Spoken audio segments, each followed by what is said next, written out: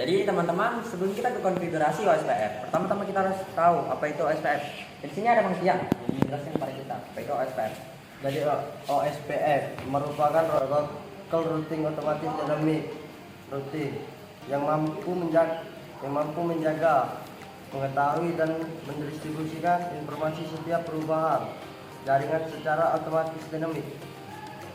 Oke, terima kasih Bang Tian. Selanjutnya kita beralih ke fungsi OSPF. Oke, teman-teman, tadi sudah Bang Tian jelaskan apa itu pengertian OSPF. Sekarang kita bertanya kepada Bang Kiki, bagaimana fungsi OSPF itu? Jadi fungsi OSPF adalah mencari routing tersingkat dari sebuah topologi. Oke, terima kasih Bang Kiki. Oh iyalah, gila ya. Baiklah teman-teman, tadi kita sudah dengarkan fungsi OSPF yang dijelaskan oleh Bang Kiki. Sekarang kita ke gambaran topologi yang digunakan oleh kelompok. Ikut saya.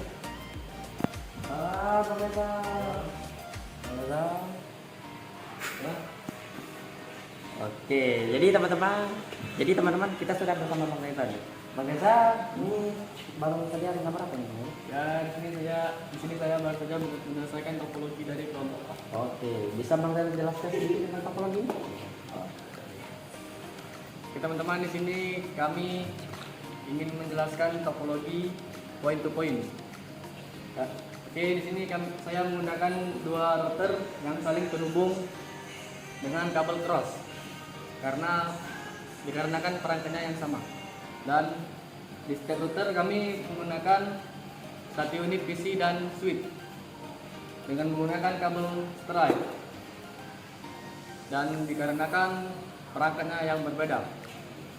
Oke, terima kasih Bang Reza. Selanjutnya kita akan lihat bagaimana cara mengkonfigurasi OSPF.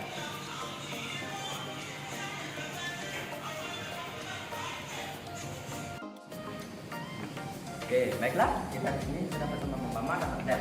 Mereka menjelaskan bagaimana konfigurasi OSPF. Selanjutnya akan dilanjutkan oleh mereka berdua. Oke teman-teman, di sini kami akan menjelaskan tentang konfigurasi OSPF.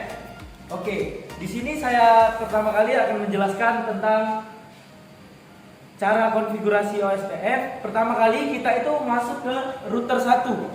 Nah, di router 1 ini teman-teman bisa klik yang namanya CLI. Itu kemudian kita di sini ketik enable, kemudian kita ketik configure terminal atau bisa diketik saja config. Nah, setelah masuk ke config ini di router, setelah masuk config kita masuk ke interface FA00. Itu untuk masuk ke bagian sini, ke bagian yang terhubung dengan FA00. Nah, di sini kita bisa menambahkan IP dengan cara IP address. Di sini IP yang kami gunakan itu 192.168.1.1. Itu kami menggunakan subnet mask 3/30, yaitu 255.255.255 dan 252. Kemudian kita ketik no shoot untuk mematikan untuk menghidupkan ini tadi yang sudah kita konfigurasi tadi. Setelah kita klik no shoot, kita exit. Exit itu untuk keluar dari menu ini, menu interface ini. Kita klik exit. Setelah itu kita masuk lagi ke interface FA10. Kita tambahkan lagi IP untuk si router. Di sini kami menggunakan IP address atau bisa disingkat IP app 192.168.1.5 karena kami menggunakan slash ke 24. Jadi di sini 255.255.255.0. Kemudian kita ketik lagi no shoot untuk mengaktifkan, kemudian exit untuk keluar.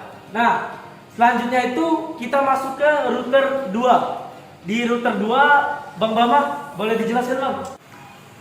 Baiklah, di sini saya akan menjelaskan konfigurasi router 2. Sama saja seperti router pertama, hanya diganti alamat IP-nya saja yang di belakang. Kalau di sana 1.1, di sini 1.2, dan IP bawahnya kita ganti, kalau sana 1.5, di sini 1.8, dan hanya itu saja yang bisa saya sampaikan. Selebihnya akan dijelaskan oleh Abdel.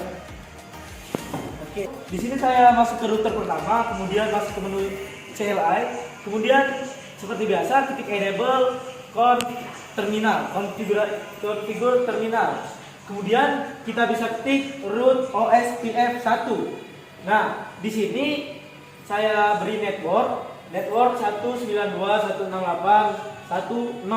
Itu untuk di bagian yang sini. Untuk menghubungnya di sini karena IP yang di sini 192.168.1.0, jadi kami menggunakan juga. Dan kemudian /30. Nah, kalau /30 itu 252525252. Nah, di sini itu 0003. Itu hanya kebalikan dari yang ini. Nah, kemudian kita ketik area 0. Kemudian untuk yang FA01 juga itu di sini 192.168.1.5 dan /24. Maka di sini kami menggunakan yang sama juga 192.168.1 dan 5. Nah, di situ /24 itu 255.255.255.0. Kalau di sini itu 000255 area 0. Nah, untuk di router nomor 2 itu sebenarnya sama saja, yaitu seperti biasa enable konfigurasi terminal, kemudian router OSPF 2. Nah, di sini bisa teman-teman tambah network 192.168.1.0. Itu untuk FA00-nya ini. Dan di /30. Seperti tadi /30 itu 0003 area 0. Kemudian yang ke FA01 itu network 192.168.1.8/24. Jadi /24 itu 000255 area 0. Mungkin sekian saja penjelasan dari kelompok kami. Selanjutnya untuk di bagian aplikasi Cisco Packet Tracer sendiri akan dijelaskan oleh teman kami Tito Bama. Sekian dari kami. Wassalamualaikum warahmatullahi wabarakatuh.